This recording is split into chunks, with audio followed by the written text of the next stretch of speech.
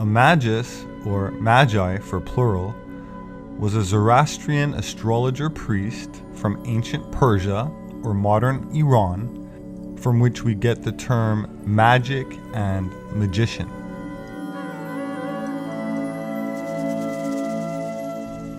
In Western mythology, they have been referred to as sorcerers and wizards or shamans.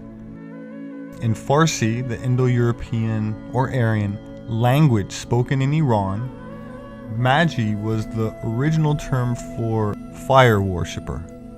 They were the guardians of the sacred and eternal fire, or a flame or altar fire, which remains lit inside their temple 24 hours a day for millennia.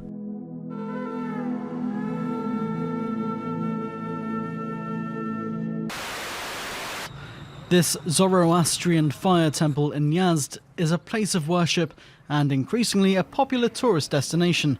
It's home to the Atash Beram, the fire of victory, which has burned for over 1,500 years, a centerpiece of the world's oldest monotheistic religion. The ancient Chaldeans regarded fire and the sun itself as symbolic for spiritual light. These enigmatic people lived in Mesopotamia around 800 BC and ruled Babylon from 625 to 539 BC. They were always renowned as ancient astronomers and highly respected astrologers. So for now, let us briefly examine some of their celestial mysteries, which may still have a covert, hidden, or forgotten influence over us today. The planets can be distinguished from all other stars in the sky because they change their position slightly against the background stars from one night to the next, and their brightness varies in a regular cycle over a period of time. Where all other points of light seem to move together in a fixed position in relation to each other, there are 5 visible planets that can be observed and followed from Earth using the naked eye, which move independently and seem to wander around on their own. The ancient Greeks referred to them as planetes asteris, which means wandering stars, and is from where the word planet is derived. So in addition to the 5 celestial wanderers or planets, we have the sun and the moon, which obviously also move independently and seemingly do their own thing in respect to the other fixed stars, which gives us a grand total of 7. Thus, these 7 came to be known as the 7 old gods of the Babylonians: Shamash the sun, Sin the moon, Nebo was Mercury, Ishtar was Venus, Nergal was Mars, Marduk was Jupiter, and E was Saturn. To the Hebrews, they were the archangels: Michael, Gabriel, Raphael, Samuel, Uriel, Amiel, Zadkiel. To the early Christians, they were the angels of the 7 churches. They were represented among the Jews, Babylonians, Egyptians, and Persians by the 7-branched candlesticks known as the menorah, or their 7-flamed altar fires.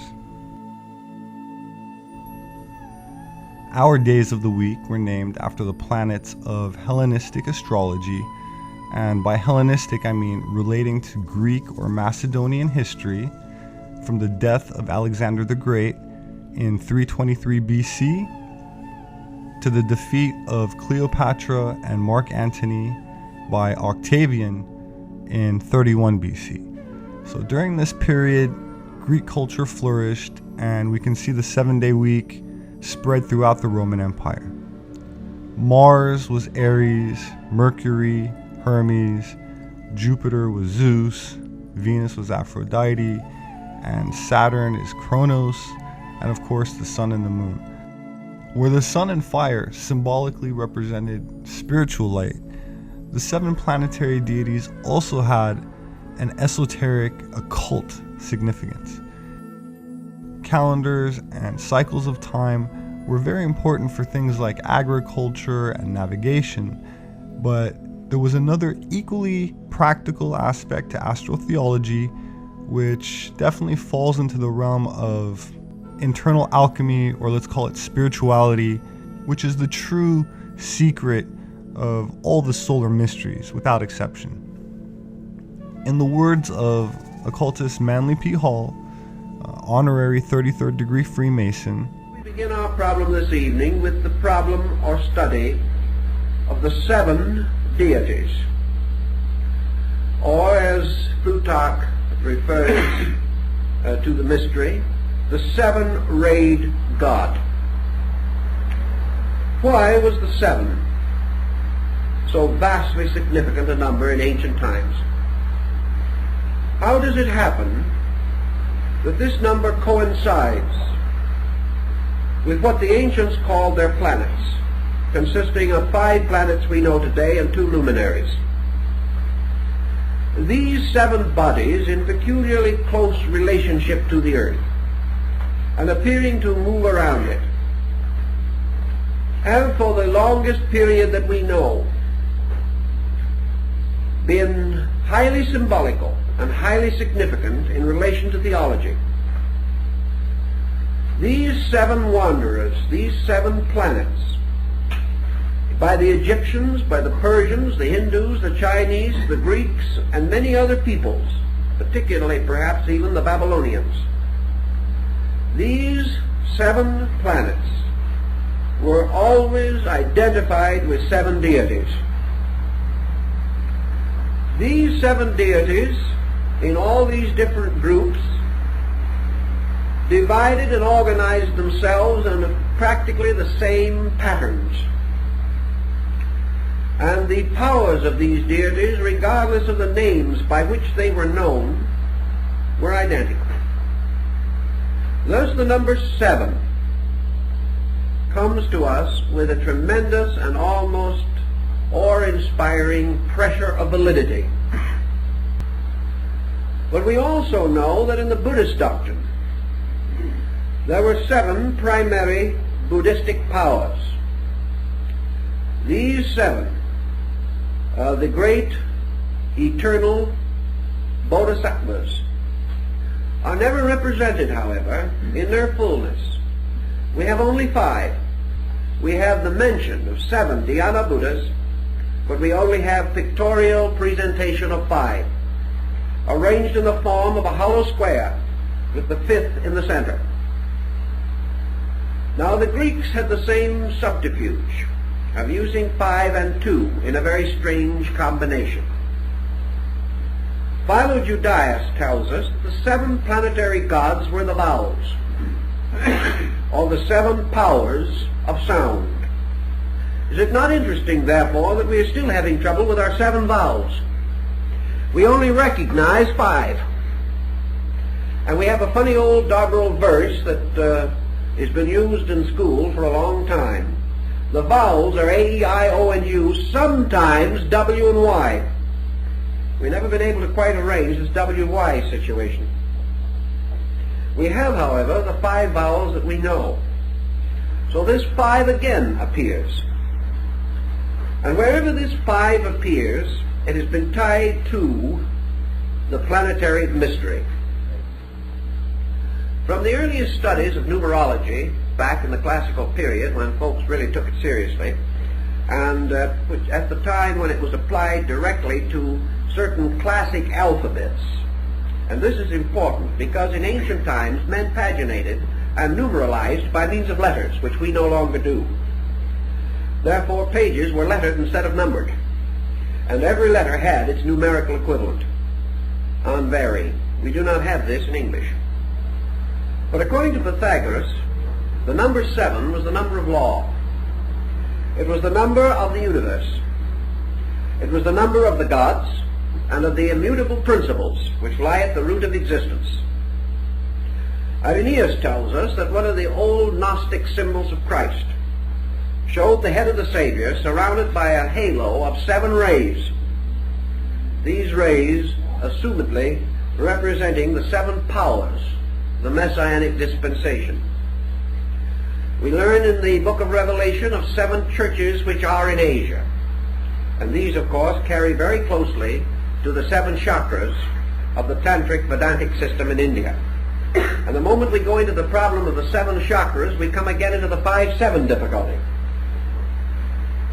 Because our systems in Asia break up, and some systems insisting that there are only 5 of these centers, and the other systems representing 5 developed out of 7 and 2 in potential. So we come back to this strange number again. And this number constantly fights the struggle between the 5 planets and the 7 members of the solar system anciently known and recognized. In the ancient Kabbalah, the creating fiat or word was spoken in the form of the 7 vowels, 2 of which again were mystery vowels or secret letters, which could not be known, and for the deficiency of which the great name could not be restored, captured, or preserved. In the Jewish early works in Genesis, we find in the opening chapters the Elohim. And the Elohim are the 7 creating powers of the great deity who is said to have fashioned the world in the opening chapters of Genesis. These are the spirits of God that moved upon the face of the deep. Their number was identical with that of the Ammonian artificers of Egypt. They were the powers or creating attributes released by the speaking of the word of creation. And this word was always a word composed of vowels. So we go back to the mystery of the 5-7 vowels. All these things point to some kind of a doctrine, which frankly and obviously is very difficult to trace after so long a time, but it meant something and had a very clear and definite bearing upon the entire structure of the universal organization as it was known to the ancients. Pythagoras, in defining this mystery of the 7, goes on to relate it to the 7 powers of universal generation. And in explaining this, he tells us, and Plato later corroborates him, that the soul was a numerical mystery patterned in the geometry of 7. That the soul of man actually consisted of 7 parts and an 8th sphere. Now this 8th sphere also arises in the ancient religious doctrine. The 8th sphere appears in the Gnosis and in the recent discovery of Gnostic books in Egypt, probably the most important religious find in the modern world, far more important than the Dead Sea Scrolls. Well, these books, incidentally, were found earlier, slightly earlier than the Dead Sea Scrolls, but are not as well known. In this Gnostic collection, we have a very great deal of information bearing upon the esoteric use of numbers and of the various deities and principles that are represented by them. Now, if you go back to Revelation for a moment, you will come to the 7 lamps and the great figure that moves among them. And we know that in the tabernacle and temple rites of the old Jews, the 7-branched candlestick is the symbol of the 7 planets. An occult explanation can be found for the 12 months of the year, which at one point were 10 months, and they were extended to 12. This is why October is the 10th month of the year in the modern-day Gregorian calendar. The month kept its original name from octo, which means 8 in Latin. An octagon has 8 sides, an octopus has 8 tentacles, but October is now the 10th month. And December, which means 10, the prefix DEC means 10, became the 12th month. The number 12 has had a significant occult meaning in various cultures throughout the world, and one reason is the lunar cycle, the cycle of the moon, which is often symbolically linked to the 12-month menstrual cycle, almost universally tied into the lunar symbology since the Pleistocene or Ice Age. It is clear that women were not always so disrespected as they are today, and this cycle was at one time very, very sacred and revered, where in modern times it's labeled as unclean and basically taboo. 12 represents the division or fractioning of unity into 12 parts.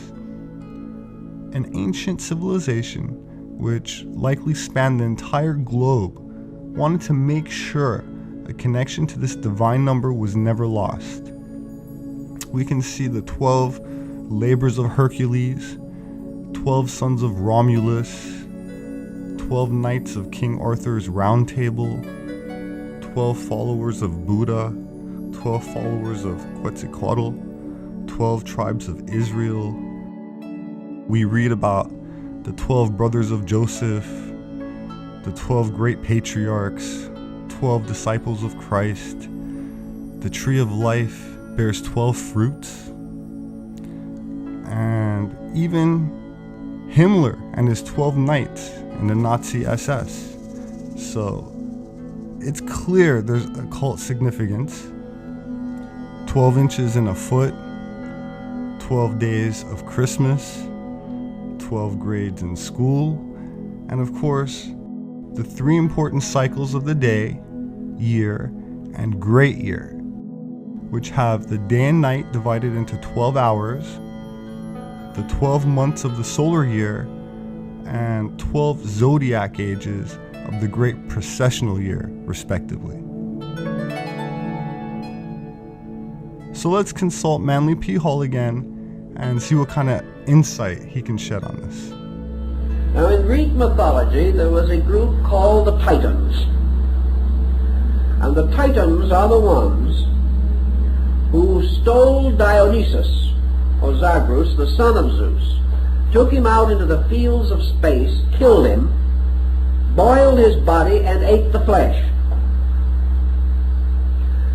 And when this occurred, Zeus, becoming aware of the smell of the fire in which they were cooking the body of his son, turned his attention, his one eye, which like the eye of Otan was the eye that saw all, turned this eye upon the Titans in chaos, perceived their crime, and launched his thunderbolt upon them, in which he destroyed the 12 primordial forces. He then took the ashes of these forces, containing within these ashes the burned blood of his own son, and from these ashes formed the bodies of mankind. Therefore, man contained within himself the 12 titanic principles and the blood of Bacchus. And the sacraments and ceremonies relating to this are part of the Greek mystery of the Eucharist. Now, in this situation, the Titans, astrologically and astrotheologically, represent the primordial power of the 12 constellations. This term, precession of the equinoxes, to one completely unfamiliar with the subject, is just a little difficult to explain briefly. Each year, the sun reaches the equinox slightly sooner than the year before. That actually the coming of the sun is a little over 1 minute earlier each year, making an astronomical degree in about 72 years. Thus, every 72 years, the sun seems to drop back at the equinox 1 degree. If it so does, it drops back approximately 30 degrees every 2160 years. And it drops back around the entire circle to any hypothetical point in one longer cycle of 25,920 years. In this period of time, the sun seems, only by appearance, seems to drop back around the entire circle of the zodiac, falling backward or fading backward at the rate of 1 degree every 72 years. This has been a very important time pattern, and the complete precession of the equinoxes, requiring 25,920 years, is referred to as the Great Platonic Year. And this peculiar heavenly motion has significance in a very wonderful way, and is perhaps the most important link that we have between astronomy and religion in ancient times. The precession of the equinox, therefore, means that every 2160 years the sun reaches the equinoctial point in a different sign of the zodiac, each sign constituting 30 degrees. If this occurs, then, we see the appearance of the precession, in which the sun appears to enter each sign in its last degree, and by precession move backward through it to its first degree, and then pass into the next sign, entering that at its last degree and moving back to the first. This peculiar observation, the study of the Platonic year, has led to a great many wonderful symbols and philosophies.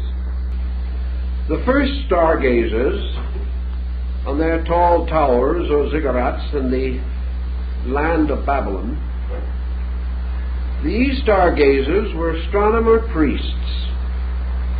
There was no differentiation between science and religion. My name is Robert Sepehr. I'm an author and anthropologist, and would like to invite you to join me in awakening from a long amnesia. Species with Amnesia, Our Forgotten History. Gods with Amnesia, Subterranean Worlds of Inner Earth. The Occult Secrets of Vril. And 1666, Redemption Through Sin. I would like to thank my subscribers who share my posts, as I rely on word of mouth, and I appreciate all of the positive feedback, reviews on my books, and I thank you very much for listening.